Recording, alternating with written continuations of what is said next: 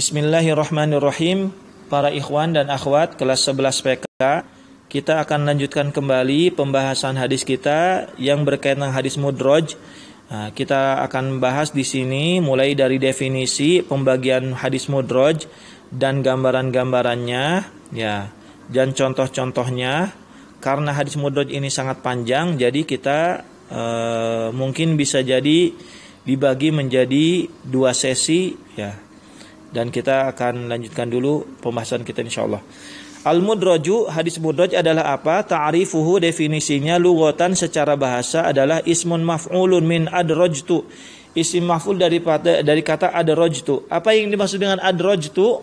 Nah, yaitu asyai'u fi syai', yaitu memasukkan sesuatu dalam sesuatu, yaitu idza adkhaltuhu fihi wa dhammantuhu iyyah, yaitu ketika aku memasukkannya dan menyelipkannya kepada sesuatu yang lain. Makanya laci itu disebut dengan apa? Ad-durj. Nah, kenapa? Karena kita bisa memasukkan barang ke dalam laci tersebut. Itu disebut dengan ad-durj. Maka al-mudraj secara bahasa dalam amaliyah hadisnya atau dalam praktek hadisnya itu sama, yaitu perawi tersebut memasukkan lafadz yang bukan termasuk ke dalam hadis atau memasukkan sanad yang bukan termasuk ke dalam sanad hadis. Nah, makanya disebutkan di sini istilahan, secara istilah adalah apa? Ma ghayyira siyaqu isnadihi, yaitu yang berubah, yang dirubah redaksi sanadnya, au udkhila fi matnihi, atau dimasukkan ke dalam matannya, ma laysa minhu bila faslin, yang bukan termasuk ke dalam teks hadis atau bukan termasuk ke dalam matan hadis, bila faslin, tanpa ada pemisah atau tanpa ada penjelasan dari perawinya kalau itu adalah perkataan di luar hadis itu sendiri. Maka dari definisi ini kita bisa mengetahui bahwa hadis mudraj itu terbagi menjadi 2, yaitu mudrajul isnad, mudraj sanad. Yang kedua adalah mudrajul matni, mudraj matan. Kita akan lihat di sini. Mungkin di sesi video kedua kita akan bahas mudraj isnad dulu, ya. Nah, mudrajul isnad ta'rifuhu ma ghayyara siyaqu isnadihi, yaitu yang dirubah redaksi sanadnya. Min suwarihi, di antara gambarnya adalah apa? An yasuqa ar-rawi al-isnada, yaitu perawi menyebutkan sanad, faya'ridu lahu 'aridun.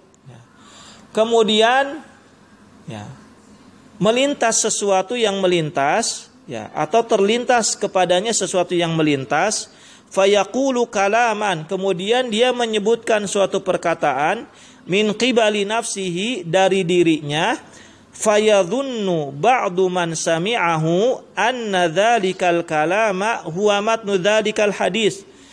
Sebagian orang yang mendengarnya yadhun, mengira, anna dzalikal kalam, bahwa perkataan yang disebutkan oleh gurunya atau perkataan yang disebut oleh perawi ini adalah matnu dzalikal hadis, yaitu matan dari hadis tersebut. Nah, fayarwihi, maka dia menyebutkannya.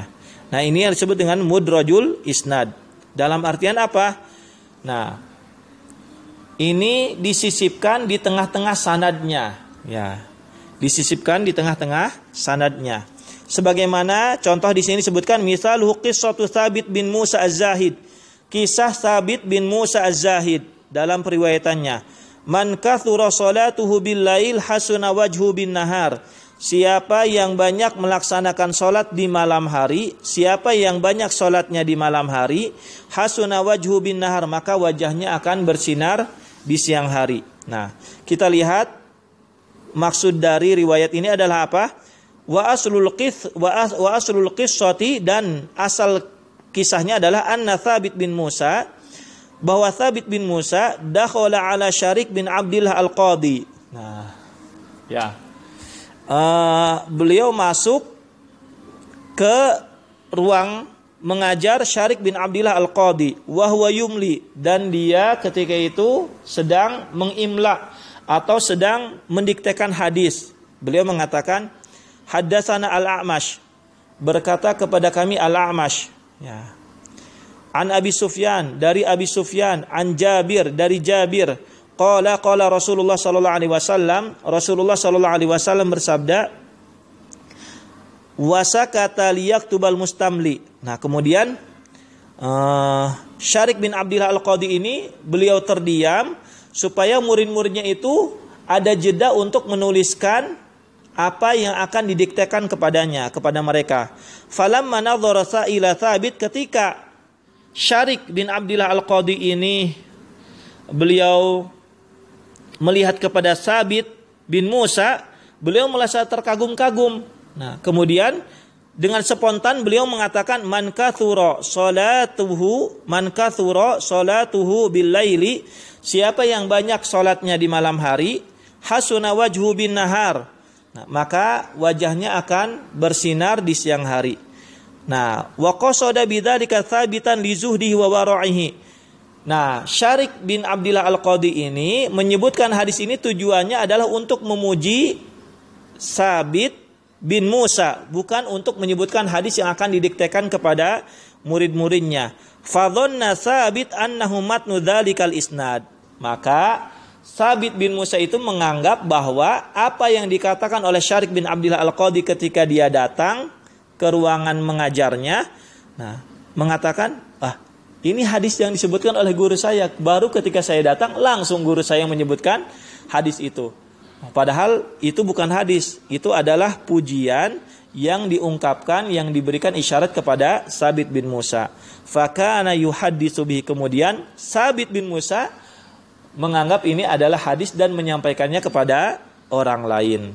Nah, dengan sanad yang disebutkan oleh Syarik bin Abdillah Al-Qadi. Nah, Syarik bin Abdillah Al-Qadi ini beliau memang seorang perawi, faqih, dan sayangnya ketika beliau diangkat menjadi qadhi, menjadi hakim, banyak hafalan beliau yang hilang, banyak hafalan beliau yang menjadi buyar, menjadi tidak kuat.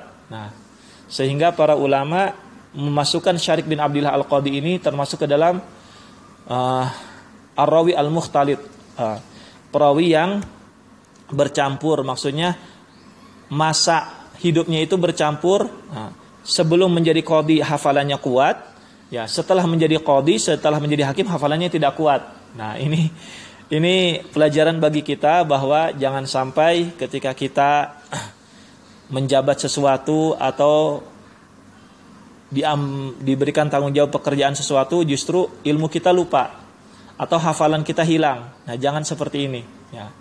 Nah, para ulama ketika mengalami keadaan seperti ini, justru hadisnya dipertanyakan ketika dia sudah mengalami masa ikhtilat, sebagaimana yang dialami oleh Syarik bin Al-Qadi. Nah, ini contoh dari mudraj al-isnad. Nah, insyaallah pada pertemuan atau sesi berikutnya kita akan bahas tentang mudraj al-matni. Mohon disimak baik-baik. Billahi taufiq wal hidayah. Wassalamualaikum warahmatullahi wabarakatuh.